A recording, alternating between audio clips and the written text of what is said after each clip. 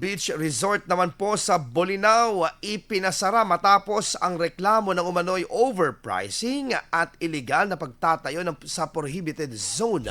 Para sa detalye kasama natin, Idol Jam Victorio. 104.7 IFM. Report! Pinatawan ng temporary closure ang isang beach resort sa Bolinao matapos ang masusing balidasyon ng lokal na pamahalaan sa mga isinampang reklamo laban dito. Ang naturang resort ay inirereklamo matapos ang Umano'y pananamantala sa mga naging guest na siningil umano ng sobra.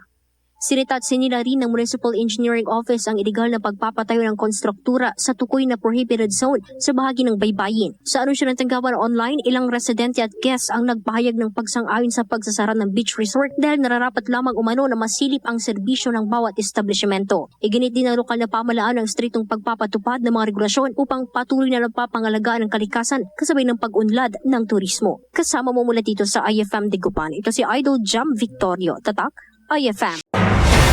IFM News. IFM News. IFM News.